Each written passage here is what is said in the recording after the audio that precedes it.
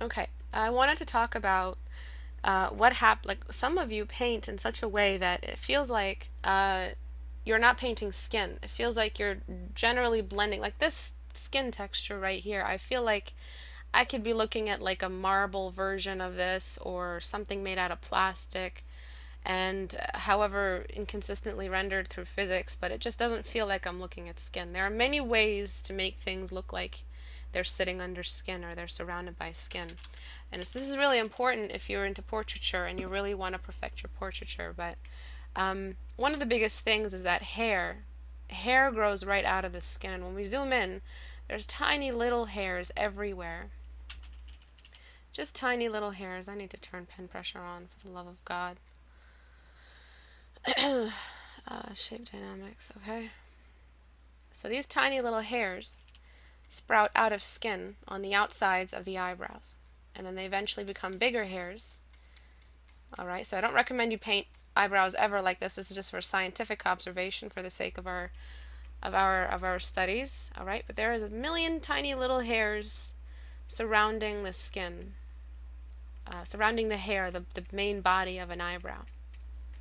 Alright, this little thing, this little tapering, the equivalent of this in painting, when you want to make this eyebrow connect with the skin around it to actually make it look like skin instead of someone brought a piece of tape or a sticker in the shape of an eyebrow and just plastered it on his head. You have to start blending. If you don't blend, you're not behaving as if there is this like mold that skin is, this organ, this waxy, fleshy organ that wraps around every single unit. This thing isn't just fleshy and waxy, it's very moist. It has a lot of oils that lead to, not sure why this is happening. My pen pressure should be on. It's because I messed around with my Wacom stuff, so default. Okay, I have to set it back. Alright, so what I'm doing here is I'm just blending this to connect, imitating these tiny little halos of hair everywhere. And what this is doing is connecting the hair with the skin around it. Now let's just take a look. This is all we did. We just smudged with a scatter brush, any scatter brush. Get any brush, turn on scatter. Alright, turn on, where is it? Fuck. Scattering. You just turn on scattering and you'll be able to, why is it doing this? Oh, because it's smudge tool. Right, you'll be able to get that scatter effect. You bring that same brush you made, save it using this. Go to your smudge tool on Photoshop. And if you're not using Photoshop, just find the equivalent of that and just smudge away. If you don't do this level, if you don't do this stage, you'll always paint as if you're sticking on pieces of tape. You paint it ahead of time on the sticker and then you stick it onto the face. Everything should be painted and molded and melted together. Melt the features together. Write that back to me. What this starts doing is it creates a great plate to bring in specific detail. So as you know, the edge that we had before with this eyebrow was unrealistic. It looked like the equivalent of that is getting marker, Sharpie brows, or Scows brows. Alright, getting marker and get ready to laugh. Drawing your eyebrows in. Alright, come on Google. Alright, so this fella right here, who looks like the bad guy from Princess and the Frog. Come on, bro. Come on, Google. Okay, so this is the equivalent of it. This is the exact same thing. Sudden and alien pigmentation coming in the form of a Sharpie or other sort of severe pigmentation, like a sticker, and just plastering it on. This beauty, I don't know what he is. This goldfish, right? That's what you're gonna get. That's the effect you're gonna get. It's not a good look in real life. It's not gonna be a good look in your rendition of it because it doesn't make sense.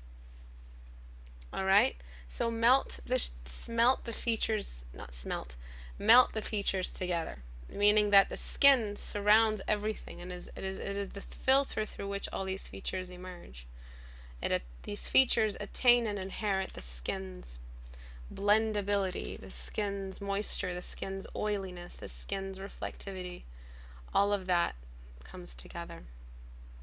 All right, where else does this happen? So there are many, as I said, form issues here. Form basically is like a general term we're using to describe bad rendering. The layman would probably say this picture is noobish or bad. I'm not a layman, so I'm not going to say that.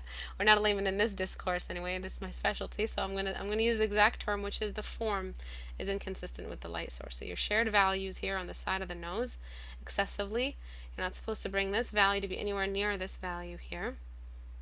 We have a more accurate male body face model coming up soon in Portrait Studio, and I'll be able to just launch it and show you guys exactly, but for now I don't have a copy of it. I will be getting the beta version of the update that I have to review, and hopefully it's prepared by Tuesday next and you guys will be able to see just exactly how Portrait Studio looks like now, which is very, very exciting. But yes, no value sharing here. If we are to use values on the side, we're supposed to bring them in a fraction of the value over here. Nothing near it, nowhere near it. Alright, so I'm going to jump into Liquify real quick just to bring in a more realistic proportion in his face. So I'm going to widen his face. His face is a little bit unusually long. And his eyes are very large. Very, very large. And not even like the beauty large. They're just uncanny large. I'm not sure how to describe it. It's not even adding to the beauty in any way. They're just uncannily large. When I shrink them, the male, that whole male-ish, that whole man-ish thing that's happening here becomes a lot more familiar. The whole man thing that's happening here. It's a male character. He'll look more like a male character. I'm just going to round off the eyes just a little. You know, every moment of the day, there's like a day, like a second or two that I wake up, it's like I've woken up and I'm like, am I dreaming? And did this really happen? Like, did it really happen? And I'm just like, no way, no way. And I'm just sitting here like I didn't know that it was half, you know, that it might happen. You know, we were running, you know, halvesies here. The polls were very misleading. I'm sorry, I just have these like moments of like flash. It's just like it's like post-traumatic stress disorder. You don't exhibit signs of your shock immediately. They kind of surface and happen as time passes. And I think that's what's happening to me right now. Again, I hate politics. Yeah. Oh, I'm not having children. I'm gonna get myself sterilized. Alright, so what I'm doing now is I'm just enlarging the eyes again, but this time I'm enlarging them with the new shape in mind. So what I did was I shrunk them and then I made them more square, so I lost more size. But now I'm just enlarging them again. I'm going to give less expression to the eyebrows. I know that you think that they don't have expression right now, but they do. It's a bit of a shock kind of expression. Alright, and then the width of the nose also needs some help. Just to be a little bit more centered this way. And I'm just going to give the neck just a little bit more structure. The neck actually just continues on this whole direction. Don't try to force the shoulders into a portrait because they'll just look hunched. Just completely get rid of the shoulders. You're just drawing the head at this point. So before, after, before, after. If you wanted his eyes to be a little larger, you can go ahead and add that, but in my opinion I feel like the eyes should be just a little less large. What I'm going to do now is what I did last time to the previous painting, right at the very end, which is I tried to give everything light. Once I lightened everything, I redarkened, but only the edges. So what does that mean? So I'm grabbing the dark, or grabbing the dark of the hair, and I'm just radially masking. Wait, why did I deselect? I'm radially masking the, there we go, yeah. Masking? Yeah. I'm radially like decreasing the size of the area that the light touches. So I'm not throwing a big dark blotch right there, I'm just leaving the darkest dark to be on the outside. So I'm going to erase away, and as you know, this is my technique. I erase away and I add on. And darken tool is or darken layer or darken brush mode is a great tool for introducing shadows without interrupting the shadows already there that are lighter than that specific shadow. And this is the one other way to make the skin behave as if it's one super like a filter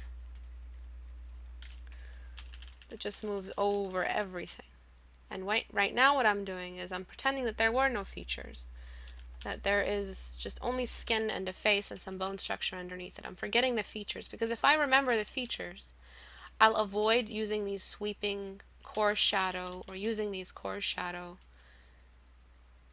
that are connected directly to the geometry. Sorry, I'm completely off my game today. So if I forget that there are, tiny little features, eyes and stuff, I'll be able to more confidently apply these large sweeping shadows. And this is one other way to make skin look unified, is to choose one value and using the darken tool just kind of diffuse everything as if it was underneath this yellowish waxy film which skin is. And that's one other way to make the skin look like skin when you're painting it, is to blend with a soft brush, creating this haze. And that's what I'm doing. This is a haze, but usually when you think haze, you think light values. Well, haze can be created with a shadow. And that's kind of what I'm adding. So before, after. It's shadows, and it's this using the soft brush to create that haze. Alright. Another thing that I can do is bringing a medium dark, a mid-tone, using the same darken layer. I apply the value, and then I erase away only where there are, using the soft brush, I erase away where there are areas of relief. But this is not just about form right now, this is about the skin texture. I'm using a soft brush to reflect the skin texture. This is another way we create that skin texture feel, by bringing in that haze. Do you see what happened? It feels less artificial and more realistic, not just because we brought in the shadows and made it pop, but because we used the soft brush to do it. Alright, before I merge that down, I'm just going to go back and keep blending. And how I blend here really changes the way skin behaves as well. You have a lot of issues in your form and your feature, like the way you paint features, mostly to do with the nostrils. They have almost no development and no form, which is very problematic. So I'll turn that off first. When you don't have a proper a dark cavity that's painted radially for the nostrils, you're not going to look like you have a decent nose here. You do have some geometry, so you are blocking in, and I really respect that. So the nose was just this really blocked in thing, which I really, really like. But make sure that you're not just exploring where geometry sit, but you're exploring basic techniques like radial shading is a really, really important technique.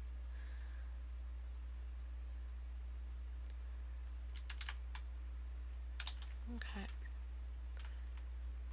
And so now what we do, in order to bring in texture for the eyebrows, pretty much just have to make sure we're not using too much shadow too soon, because as you remembered, the hairs, the tiny little hairs I drew outside the eyebrow, these are, we paint by drawing those first, and then we slowly add to the size and thickness of the brush. And that makes the eyebrows develop and become more defined in size and thickness. Alright, so right now I'm bringing edges back to where the basic shape is. I'll blend those away, and I'll show you how very quickly to render an eyebrow while still keeping the skin in mind. So right now what this technique is, you're blending with a haze to keep the skin's general effect on lighting and form and detail, keeping all of that in mind. You're painting while thinking about the skin. Alright, so I usually get a blocking brush. I choose the color that sits outside, so I'm going to actually blend this back down. Bring that down a little. Oh, no. Wrong layer. Then what is non-radial shading? It's just wrong. Whenever radial shading is missing, you're just cell shading. Radial shading is when you build up your values and your highlights, your darker values and your highlights in a sand pile kind of technique.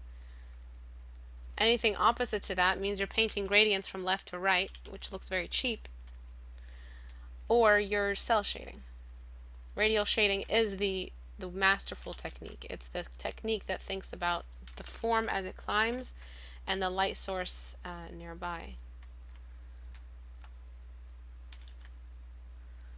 Alright, so what I'm doing here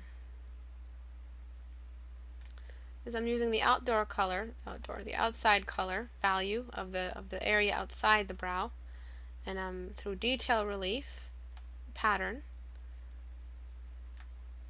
introducing some sharpness in random areas because the hair is random, it grows randomly, and I'm trying to imitate this hair growth pattern, and always thinking about the tapering and thinking about how skin affects the visibility of this eyebrow. Alright, so just before, after. So nothing to do with what I think about how the face looks, and everything to do with making it look like skin. So that's what the tutorial is about, making it look like skin. The before and after will become more of a pop, or will exemplify more of a change when we bring in contrast where it's needed and edges where they are needed. What I usually do is I bring in a lasso tool, and just so that I could get the upper eyelid. So he's got these sleepy eyes, which is very nice, and he's got a down-turned eye. The eye is turned down, which is very masculine. So you've got a lot of stuff going already. You've got a great plate to improve on and correct, and I don't think you should give up on this painting just yet. I think you should go back and apply some of these changes and your habits. I don't like calling it style, because style is just habit at this point if you're early in your journey. But your habits will affect and bring back the style while introducing all of this new physics and this new skin haze technique. So what I'm doing here is I'm just introducing the highlight for the upper lid. I will edit this as needed, and then I'll select the inversion of it and introduce the shadow. So yeah, this is crazy. We'll go back, this is unbelievable, but we're doing this for the sake of the edge. So I choose the temperature it's supposed to be at, erase away areas that blend away naturally, and then suddenly we have real sockets instead of just these like kind of lines that you're trying not to use because you know you're not allowed to use lines. So you just have these lines here. I'm going to erase away with somewhat of a kind of a sharper brush, just to get that eye socket shadow. He's got very large brows. And then exactly the same inversion of this applies. We choose the outside shape with the lasso. You don't have to use a lasso, you can just paint it in by hand.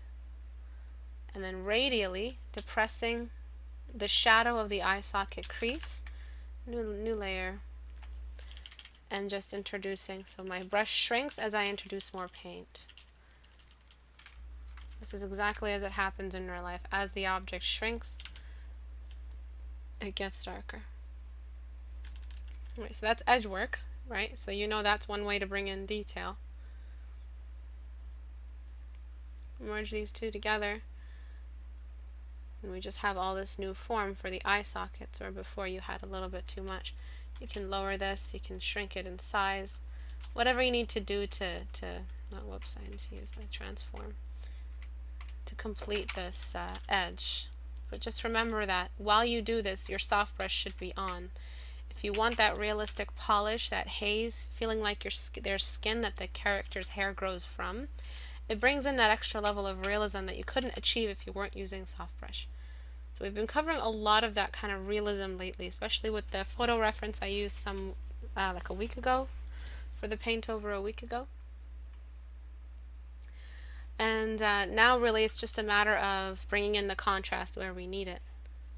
But this, all of it didn't have to be, you know, painted right at the end. When you're painting and you're just early in your painting process, and you just want to bring in like all of this realism early on in the stage of the painting. You can as well. You just have to remember not to skip the blocking in stage. So that's, yeah, soft brush is good, but not too early, unless you have a really, really great awareness of where your values go.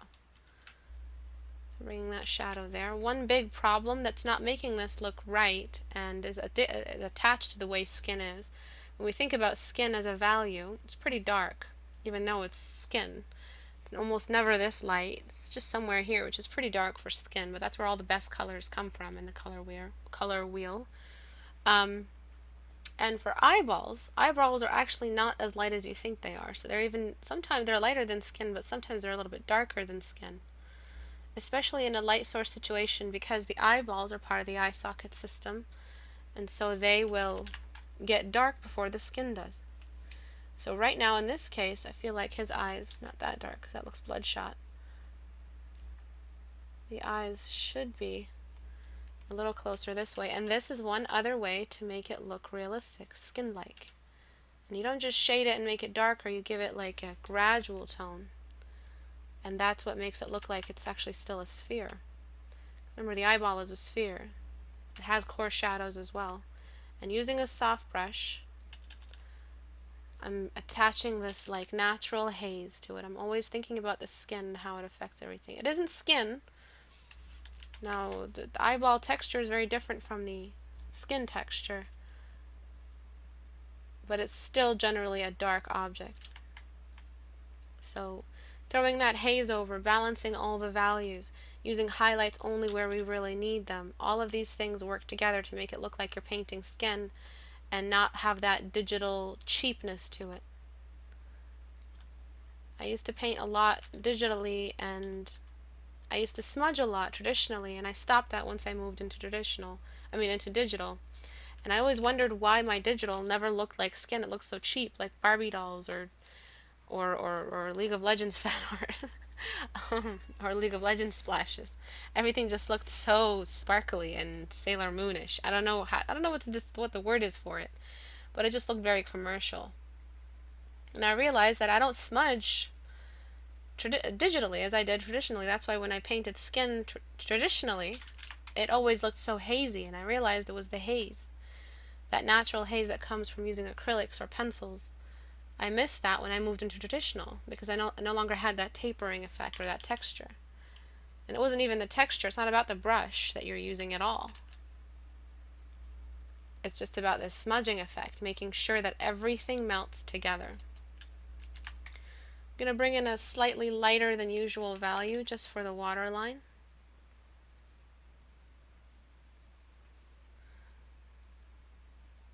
And though I did change the sizes of everything, because I can't really paint over proportions that I feel like are off. You don't have to change the sizes if you don't want to. I recommend at least widening the face. It was a little bit long, or felt long because it was lacking in width. What I'm doing here is I'm just exemplifying this really great technique, how to make skin look like skin. It's something we miss out on a lot.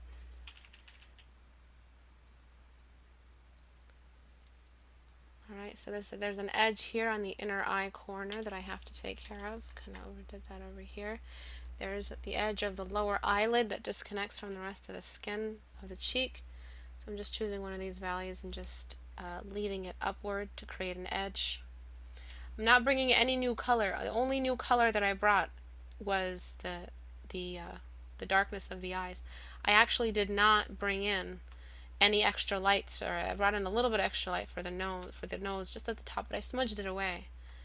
So it's rearrangement. You have all the values down. Imagine that. The answer is right under your nose. You have all the tools available to you right there, except smudge that you haven't been using. And smudge is what's going to get you, you're going to get access to that believable skin tone. It's not going to look so fake all the time. So here, I could keep blending, but that means I'm bringing in more paint. So smudge allows you to rearrange the paint just like you would smudge with a dry brush traditionally, or with your fingers, or with a tool and pencil work. You're not bringing any new paint, you're just rearranging the values you already have here. And as you know, the technique I'm using mostly is just light to dark, always. So before, eyes looked very flat, and now they're part of the light system. So that's all the stuff I cover usually, but just to get that skin thing is what I'm pointing at specifically today. The feeling of skin, that it's not just unattached.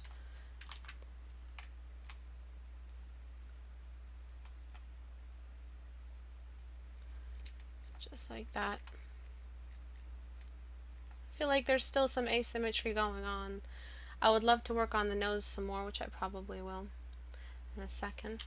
So let's talk about the lips. The lips are one amazing example. They're one really, I mean, you did some, God bless you, thank you so much for doing this, smudging away at the edge of the lips, but they still looked very, very fake. And that's because the entirety of the lip, when we bring smudge in, we have to pretend there's this film of skin that's underneath everything. So just let's take a moment to create a metaphor. I think it'll help remember this more accurately. Remember that see-through kind of glue you got in kindergarten to make, shit with, and you put it on your hand and then you peel it away. Pretend that that's exactly what skin is, all right? Except if you peeled it away, it'd be horrific. But that's basically what I'm saying here. There is a film on top of all your flesh and all your anatomy, and that film, when you look through that film at the object behind it, that film will naturally haze away and apply its color to the object behind it, like putting a red cup underwater. That red cup will change in size, it will distort, and its color will get a little bit lighter.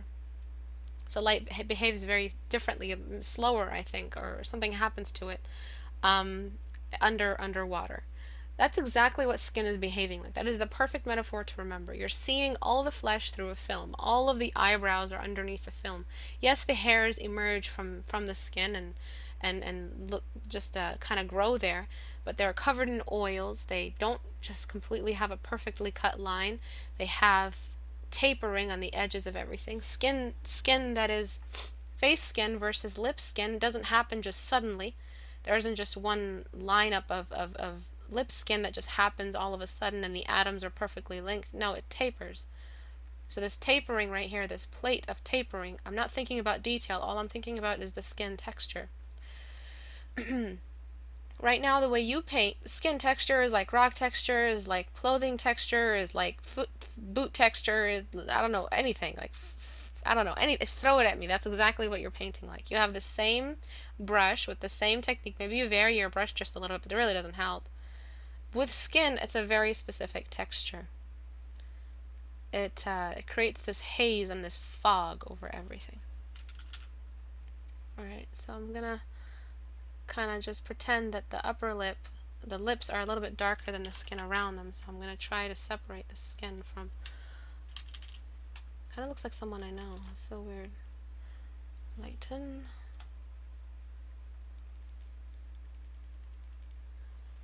And just gonna get some of this.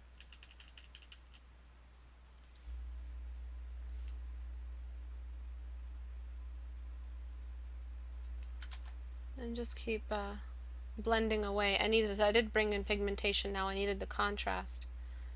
And I'm just blending away.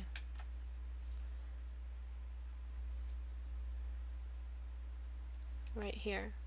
Making sure that I'm thinking skin. When you're painting rocks, you don't use soft brush. If you're painting rocks, keep your lasso tool nearby. There are always edges in rocks. Keep your scatter brush nearby. Keep your super textured blocking in brush nearby. But with skin, everything is gradual. Not gradual tone where you're not using radial. Everything is gradual, meaning all the biology is gradual. And because it's so gradual, our brush has to be a soft brush in order to pull that off. So what I'm doing now is I'm bringing in that outer lip dark spot, which is going to be radial. So this is another example of radial shading. We're slowly descending into the darkest tone, not just introducing it immediately like a big blob. And this is because, again, everything happens gradually. Any cavities happen gradually. Everything is curved off. We are both organic creatures, and we're covered in skin. So both these are, and we're curved at the edges a lot. And we have that skin curving all of the biology and the cells not happening all at once. They happen gradually. It's very soft creatures. We're just like the definition of squish. Alright, so see what that did? I'm not panicking because I lost contrast. Now take it easy. If you lost contrast at this stage, that's fine. That's supposed to happen because we're slowly building up. Bringing in some extra shadow under the cheekbones. And this is pretty much how I keep the skin that I paint and my textures feel more realistic. If I'm painting painterly, like if I'm painting something, a quick sketch, for instance, and I want, let me see if I can find one. Like this was a quick sketch of mine, right here. Let me find it. And we're still thinking like we're, well, this is pretty old actually. I see a lot of mistakes, but this texture right here is the point of the painting, that I made something look a little bit more messy and textured.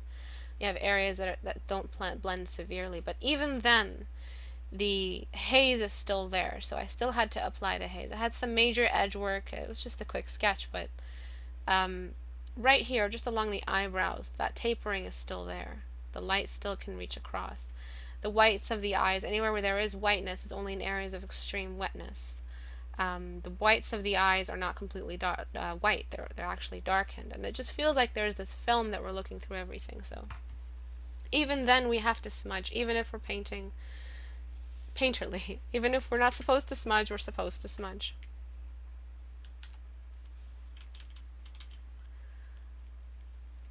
And that means that we're thinking like skin all the time. We still have to represent skin. We can't pretend that this skin is made of fabric or rocks. Alright, so I'm just gonna introduce the final little touches of contrast.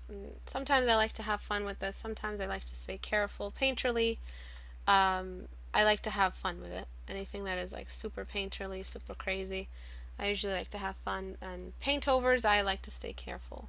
Really just worried about it not making sense to some of you. So I don't throw it to high contrast too soon and then give you the green card to start, or the green light. Green card. Oh, I was talking about that earlier. The green light to use contrast where it doesn't belong. And you see this contrast that I'm introducing right now, this is all radial. Right, I'm just in a new probably introduce it like that. You see how the outsides are still not as light as that. Oh, did I do that in a new layer? No, I didn't. Because Control Z changes layers in Photoshop for some stupid reason. Okay, so I'm just going to smudge this just for the sake of time. Blur, Gaussian blur. I'm going to smudge away just to save me some time, and then I'm going to erase away.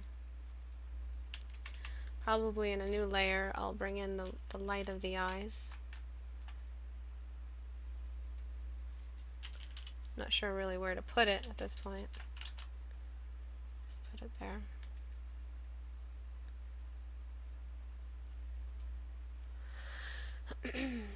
Sharpen, sharpen. Okay, and this new contrast has to be edited. It can't just stay there raw. You can't just introduce it. You have to erase away and regain that haze again. If you want it to be like a really bold contrast, you don't have to blend it away.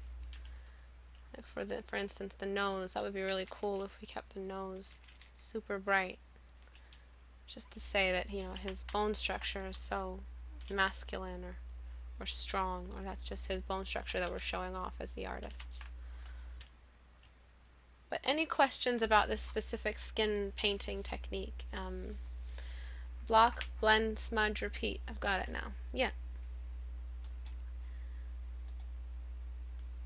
They have volume but not glossy. Well, glossy, Vero, he's asking, I wonder how would you make the lips a lot like they have volume but not glossy? It's just the glossy means specular, so as long as you're not doing this, and they're not going to look glossy. If you do this, they're going to look like they're glossy. It means that there's oil there. So volume just means that we're building along a z-axis, and z-axis means that we're painting radially and using some edge work.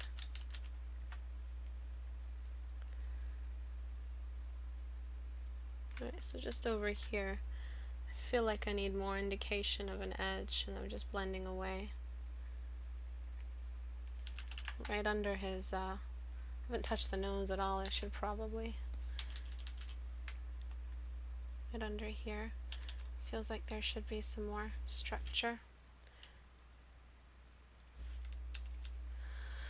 Okay.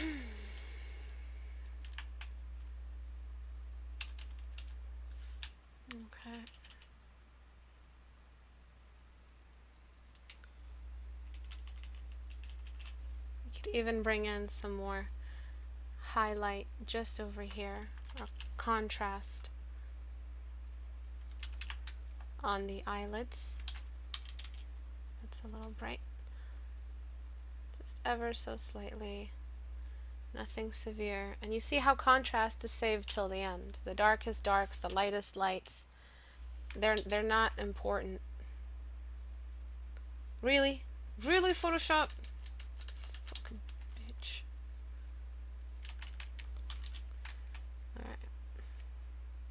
I need to get that fix that makes Photoshop not change layers when you control Z, because that's developed, it's out there. But I just have reformatted my computer recently, so I forgot to include that. That doesn't always work, by the way. It's kind of a glitchy fix. Okay.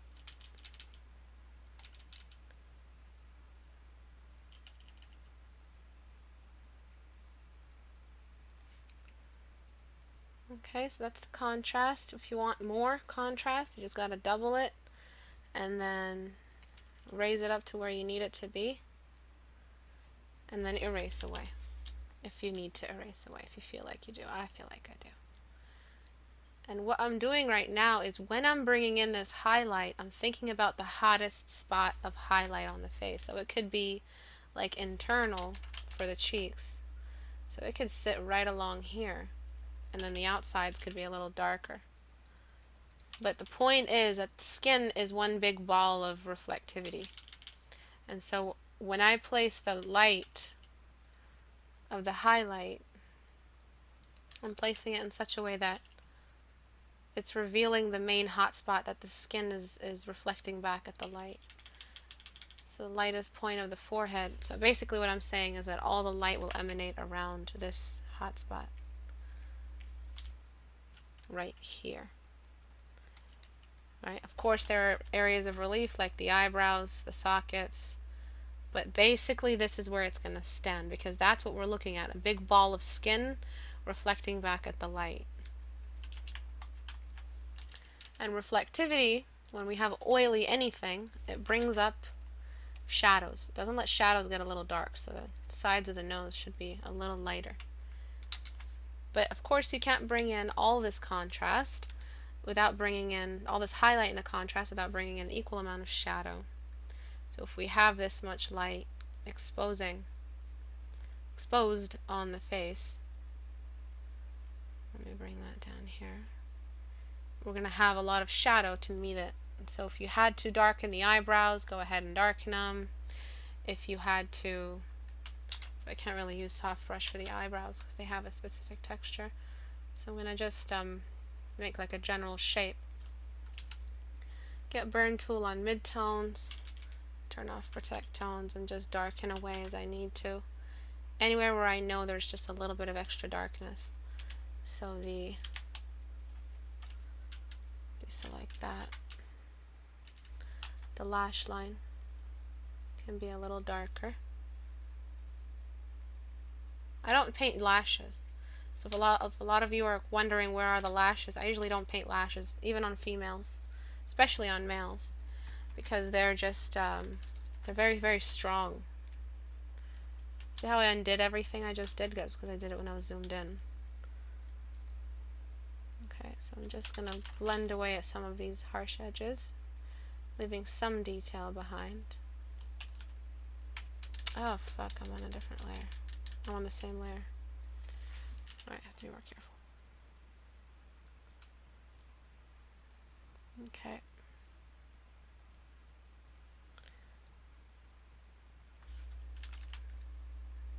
And just continuing this. Other areas of hotspot like that are centered around that one main area of contrast that's just on the insides of the brows. And you can just keep going and going with the highlight. The point is that you didn't need it, but when you brought it in, it also delivered another realm of detail or rendering capacity. So if you want that look in your work, I'm just going to work on the lips. The upper lip is always just a little darker. The lower lip has the most light on it. And then the nostrils, of course, they just don't look like nostrils. They're slits at this point, which means you're not thinking about the perspective. So he's looking down at the camera. Camera is beneath his head. There could also be some highlight on his cupid's bow. This is not a line, this is actual skin. There's a very specific kind of skin that surrounds the lips. Okay. So it's really all to do with this essential skin haze. The changes today. So I'm just still thinking about that really, really sharp spot. If we give the nose some more angularity. You can even give the nose some asymmetry as well, which would really work wonders. The nose needs a lot of work. Mostly look at your reference, and I think you'll be able to find the work you need, or the information you need there. I think you need longer shadow. I think the shadow here that's happening is reading like a mustache instead of a shadow. So what you've got to do with a lighten layer is make sure that all the shadows have the same temperature. So anything that is cast shadow, termed cast shadow, we lighten it to be the same temperature. This one might be a little lighter. Alright, so even this area as well. If there's a cast shadow for the chin, on the chin, I mean, it has to be matched. There is some secondary light source reflecting off all this contrast onto the inner brow that might lighten that whole area. Careful not to overdo it. As well. And then you've got the fact that the cast shadow tapers the further it gets, and as it tapers it lightens, so it doesn't just taper and smudge the edges. The cast shadow itself raises in value. Normal.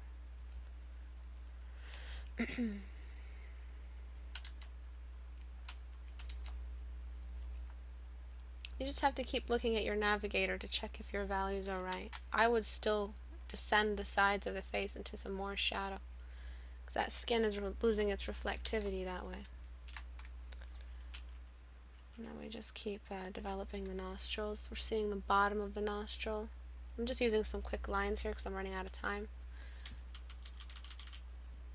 We're seeing the cupid's bow shape as well, needs some more development. It's got very, very defined lips. And then we smudge that away. And then there's just that light in the center of the cupid's bow. And if the cast shadow of the eyebrows is not long, then the cast shadow of the nose is not going to be long as well. So I'm just throwing in some really, really topical detail just to close up the critique, but then the septum should typically be lower than the nostrils, and the nostrils themselves should be much larger. Nearly done. The before and after will be quite a transformation. We've been having really large transformations in this critique hour lately. I just feel like not holding back, or just showing you the full potential of the change. But giving it size like that makes the nostril feel more active, more believable. to feel like a real nostril. And it's just this haze that it's constantly inviting me to raise the value back up. I'm really worried about losing the shape, but also losing the fact that this is a skin that's underneath everything. So I haven't changed my brush at all. So it's ironic to think that you guys will achieve all this greatness with your brushes, and then you get told that it's, in order to paint realistically, you need a soft brush. So I know it's a pain in the ass because everyone's telling you something, and then that's all varied, but I'm telling you, if you want that polish, you want that skin tone, you don't have to use a soft brush, you can use something with a soft brush or a soft edge in it, just as long as you're thinking like that. Might need some more contrast on the nose. I'm trying very hard not to make sure that this, see this area that I'm lightening up? This is the skin reflecting back at it. At the skin, the cheek skin reflecting back upward. Still with a soft brush, I'm not trying to make it seem like this eye is suddenly made of plastic. As my brush shrinks, the brush stays the same. As it shrinks, I'm bringing in more detail if I need to, but the brush is technically the same brush, because the skin has been the same skin all around, unless the texture changed. So if you're painting a jeans and then you're painting a silk shirt, you do not use the same brush for the jeans as you do for the silk shirt. So your brush reflects your texture. Your technique reflects your texture. Do not confuse your brush and your technique between different textures. Write that back to me. Probably need some more light right at the top. Just some crazy spike and highlight. Maybe that's too much. Just like that. Then just to hurry it along, I'm going to use burn tool on midtones with a soft brush enabled. Strength or exposures all the way down, and I'm just introducing the darkest dark everywhere.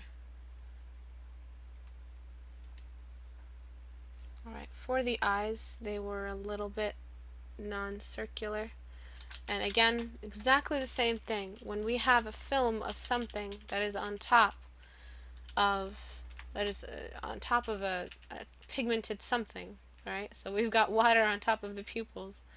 What happens is that water wells up at the base of the circle, of the eye, the eyeball, and raises all the values in that area and smudges, blurs. So what I'm doing here is trying to make it seem like that this water on top of everything has blurred and smudged and diffused the values. And this is going to bring in even more believability, more realism, and reflecting the texture of water. So differentiate between brush technique and texture. Alright, don't confuse your brush and technique between different textures. Yes.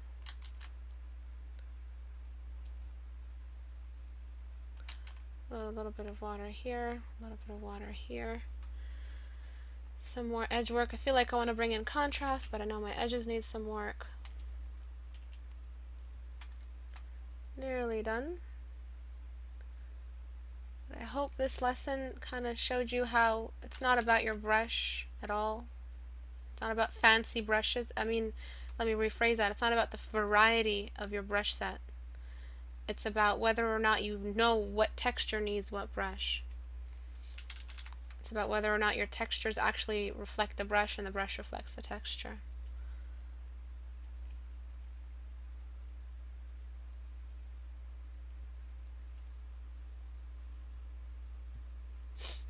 Okay, so you could, if you wanted to, bring in some more darkness and definition to his eyebrows if you needed it. See how my brush is very, very rough when I introduce new darkness? I don't paint it in with, this is throwing off my skin texture entirely. I have to resmudge it, but I don't paint in with a tiny little brush all those hairs. You smudge again. There's a halo of tiny hairs around all the eyebrow. Unless you've plucked, cleaned, and then redrawn in with a Sharpie or brow brush or something. Brow pen. Brow pencil.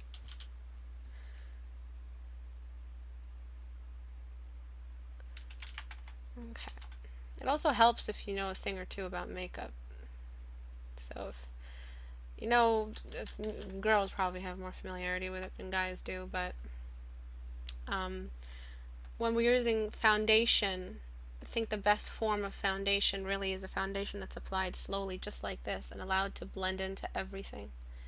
So when a foundation is brought in coarsely and you're blending it in, or you don't blend it in or you don't blend it in enough, it looks very fake. Because what you're trying to do is pretend that this person's skin is this consistently soft and smooth all around and it has this consistent color. And that's what we do with makeup. Foundation imitates perfect skin. In order to apply it in such a way where it doesn't feel fake, I mean, we know it's fake, we know you're wearing foundation, but the point is that we're trying to make it as seamless as possible. And that's when you blend. It's all that the only real piece of advice you need to remember from those makeup videos is that you're just blending all the time. Best brush for blending. Blending smudge, blending eraser. I don't know what those little squishy things are called. Right? Beauty blender. Sorry. Because I used to watch a lot of British makeup tutorial. Get my beauty blender. Yeah, beauty blender is what it's called. So that's the same exact technique that applies over here. It's no different. Just get your beauty blender. I'm not going to do it again, I promise. And, right. So the difference is massive, but really I just want you to look at the fact that it looks like skin versus it looking like anything else like that. It's actually skin. We've managed to introduce everything gradually. Yes, I rendered, yes, I detailed, yes. But nothing is just sitting there by itself. What I would do is actually, just at the very end, I kind of just like to mess around and throw in this like crazy contrast out of nowhere. Just bring in all that stuff. Stuff like that. That looks like Benedict Coat Factory. But I hope this helped you guys today. I really wanted to look at this one. It's mostly that there's no lower eyelid at all. And then the sphere of the eye is gone, so you're painting eyes like an anime eye, but you've dressed it up realistically. Also, almost no radial shading on the edges of the lips, they're just dots. No radial shading on the nose, so you need to work on your radial shading. That means that you grayscale. For now, your colors are great. As I said before when I looked at your post, you said, do I need to go back to grayscale? Just so you can study the technique of radial shading, how to make a cavity look like a cavity, how to make a hill or an altitude look like an altitude, or grow gradually with the light in mind. But your colors are pretty good. They're a little muddy. I don't know why the background is so dark. I needn't remind you guys the importance of the light environment, how it needs to be light enough for us to believe that this character is actually in a lit environment. So that black was really doing nothing for your character. It's best just, if you're studying skin, it's best to just throw the background into a nice gray tone. Now we can see that the skin was really off. It looked very, very muddy. And if we compare it to before we changed, before, after, the skin feels a lot more believable. I did raise the value. This was muddy skin. You had that brown going on instead of that lightness and that pink. But great skin tones. You do have yellow in the highlights. You have coolish reds in the shadows. Work on the lower eyelid, work on the eye form. So if you want a topic to study for the next couple weeks, radial shading and basic eye roundness, basic form of the eye. So grab a good reference of eyes and just study it. Oh yeah, and then this guy's background color needs to go lighter. Not too light. Oh, oops.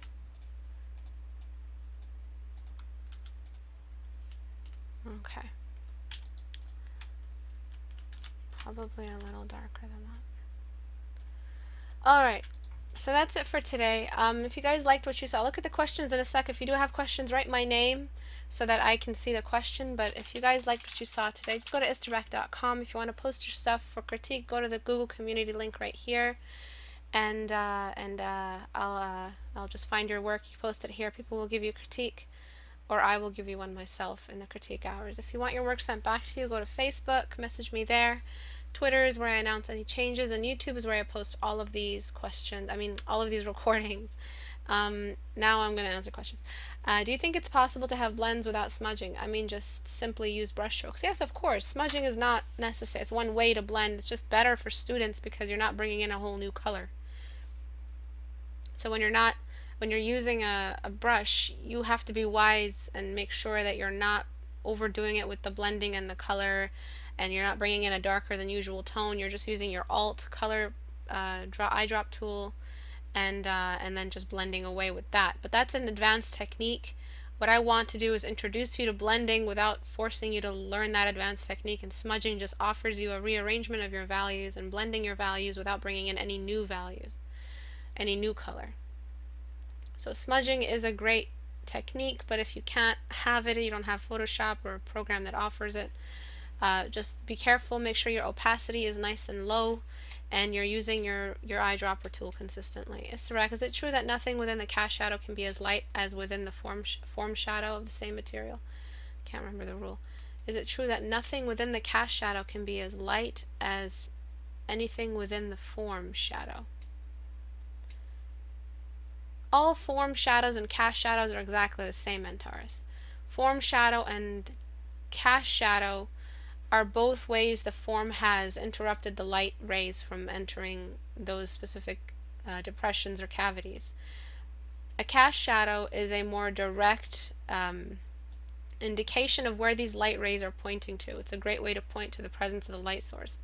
When photographers want to avoid cast shadows, they kind of just round all the form shadows off, so that you don't have these large cast shadows hiding away the person's face.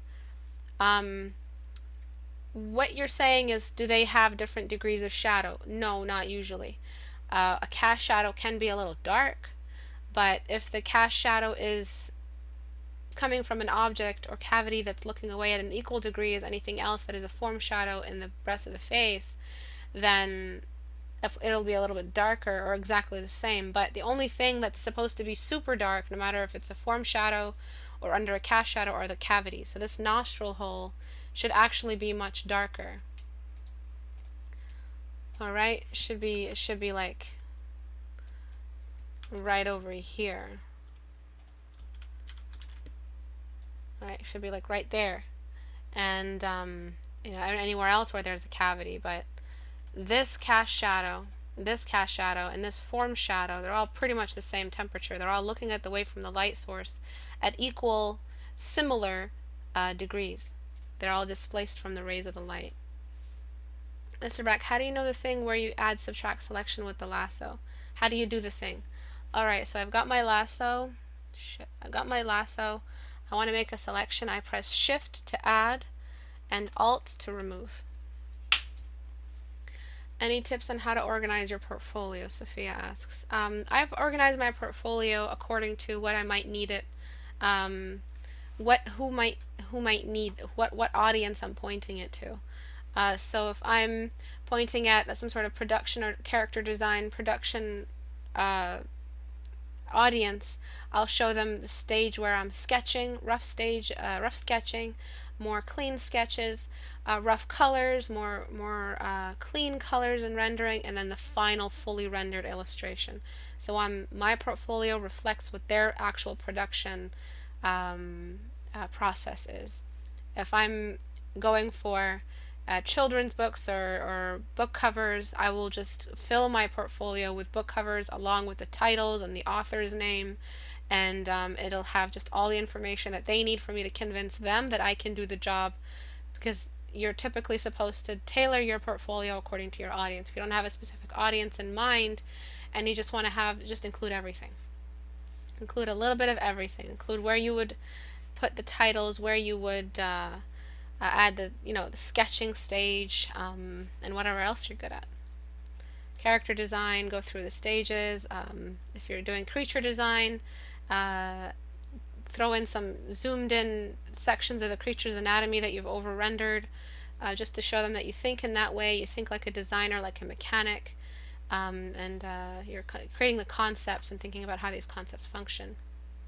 Istebrak, random question: do you feel like you learn anything from teaching us? I mean, other than improving as a teacher. Of course, yeah, I get better at teaching because I start to think like you guys think, so I feel better, or choose words in such a way where I don't feel like I've confused you. I feel better after the class is over because I feel like I've spoken in your discourse through your perspective on how you're seeing this really confusing and really hard to understand concept. So yes, I got better in that way. And yes, I did get better skill wise because I find as I teach you and show you more broken down methods to approach a concept, I myself start using those methods, and my life just gets a lot easier because I teach you how to organize, and then I in turn start to appreciate that organizing is a great way of learning. Istebrak, do we have to wait a minimum of 24 hours before posting the next 14-day challenge? Yes. Is it okay to start the portrait with a blub? I mean, 24 hours is a bit strict, and to say it's a minimum, just post it the next day, same time. Alright? Is it okay to start the portrait with a blub with the skin gray color or shadow gray color of the skin? Yeah, like a blob? Yeah, that's fine. So, thanks everyone for watching today. I hope today's class helped you guys. So it's mostly, the whole lesson was mostly to do with keeping your textures in mind, and less to do with how to render. So if you feel like you're not rendering and not completing the image, as long as you've perfected your smudging or blending to reflect the texture and what it requires of your blending and smudging, then you've done well in response to today's lesson. So don't worry too much about being a full renderer and being able to render something in a short amount of time. Just learn to appreciate your brush strokes and learn to appreciate what your brush can do for you. It's not always looking for the best next brush set that's diverse and has all the varieties and all that you might need. I have a massive brush set and I use like 5% of it. It's because I found a way to make sure that the texture is in my mind before my brush is responsible for creating it.